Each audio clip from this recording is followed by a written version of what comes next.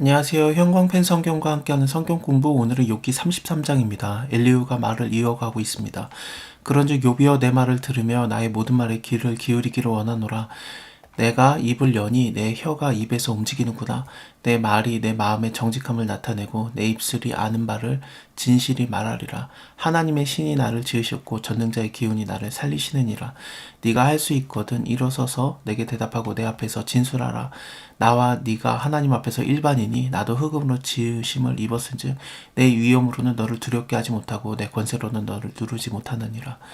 지금 엘리후가 나이도 어리고요. 욥이라는 사람은 워낙에 걸출한 사람이었고, 그렇기 때문에 나이가 어린 엘리후 입장에서는 욥에게 말하는 것이 안 먹혀요.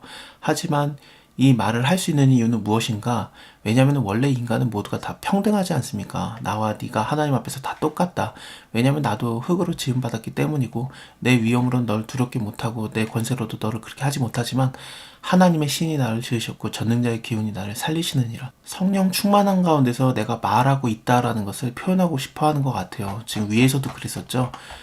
위에서도 내가 지금 말하는 것은 성령의 그 감동으로 말하는 거다. 사람 속에 있는 심령이 있고 성령이라고 볼 수 있거든요. 전능자의 기운이 사람에게 총명을 주시나니 대인이라고 지혜로운 거 아니고 노인이라고 공의를 깨닫는 것이 아니다. 하나님께서 깨닫게 해야 된다. 내 말을 들어라. 나도 내 의견을 보이리라. 그런 말투였습니다. 그렇기 때문에 지금도 마찬가지로 욥에게 말하는 것이 내가 너에게 말하는 것은 성령 충만한 가운데 말하는 거다. 그러니까 이제는 들어라. 네가 실로 나의 듣는 데서 말하였고 나는 네 말소리를 들었느니라. 이르기를 욥이 뭐라고 말했었냐면 나는 깨끗하여서 죄가 없고 허물이 없으며 불의도 없거늘 하나님이 나를 칠 틈을 찾으시며 나를 대적으로 여기사 내 발에 착고를 채우시고 내 모든 길을 감시하신다 하였느니라. 이거는 너무 많이 나왔던 말이라서 예를 들면은 뭐 우리가 너무 잘 아는 말씀 나의 길을 그가 아시나니 그거 있잖아요. 그게 하나님이 나의 길을 안다라는 게 그가 나의 모든 것을 감시하고 있다. 그런 뉘앙스거든요. 그래서 그가 나를 시험해 봤자 그가 나를 단련하신 후에라고 돼 있지만 원래 히브리어로 보면 그가 나를 시험해 봤자 나는 정금과 같이 하나님께 나올 수 있다. 하나님 좀 나 좀 만나서 얘기 좀 합시다. 내가 하나님을 찾고자 해도 앞으로 가도 없고 그 오른쪽으로 봐도 없고 왼쪽으로 봐도 없고 위로 가도 없고 아래로 가도 없는데 하나님 나 좀 만나 주십시오. 내가 당신께 말 좀 들어야 되겠습니다. 내가 당신께 말하겠나이다.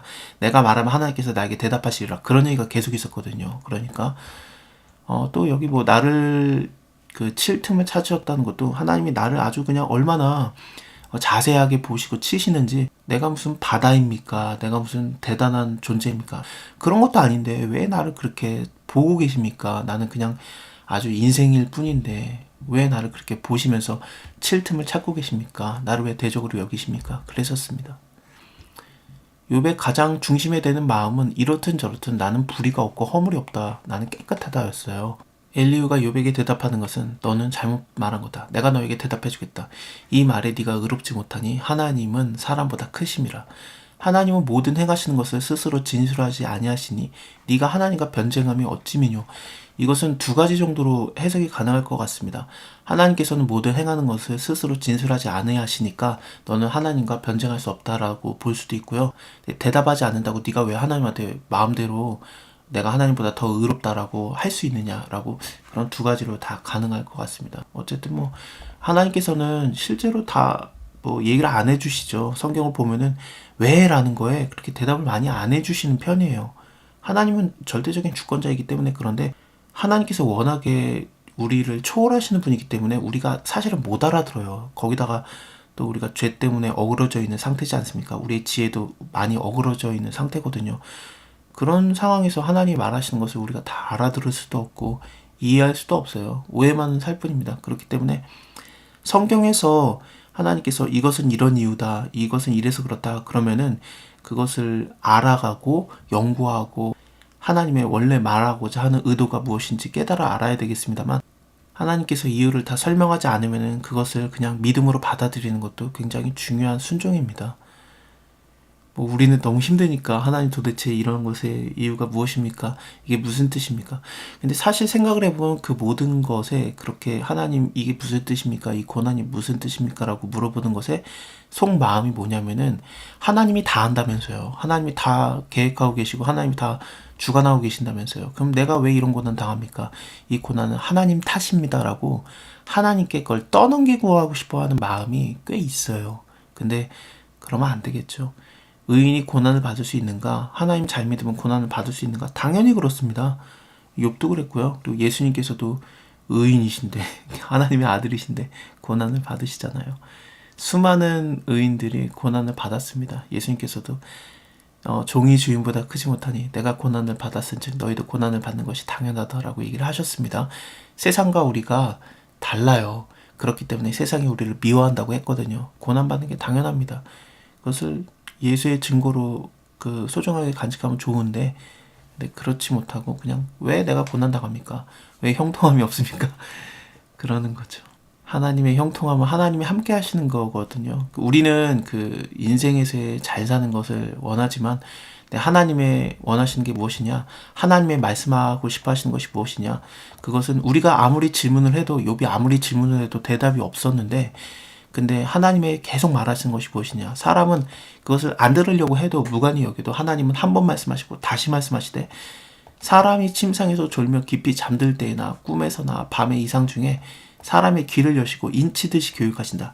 아주 그냥 인이 바뀌듯이 교육하시는 게 무엇이냐? 하나님이 정말 말하고 싶어하는 게 무엇이냐? 이는 사람으로 그 꾀를 버리게 하려 하심이며 사람에게 교만을 막으려 하심이라. 교만하면은 사람이 죽어버려요. 그래서 하나님께서는 그를 구원하기 위해서 그는 사람의 혼으로 구덩이에 빠지지 않게 하시며 그 생명으로 칼에 멸망치 않게 하시니라. 그래서 그를 살리기 위해서, 그를 끄집어내기 위해서 교만을 막으시려고 계속해서 말하거든요. 하나님의 관심은 우리가 영혼까지 죽어버리고 생명이 완전히 끊어져 버리는 거, 하나님을 필요 없다고 생각하는 교만, 그것을 막는 것이 하나님의 관심이에요. 항상 기뻐하라, 쉬지 말고 기도하라, 범사에 감사하라. 이는 그리스도 안에서 너희를 향한 하나님의 뜻이니라. 그게 하나님의 뜻입니다.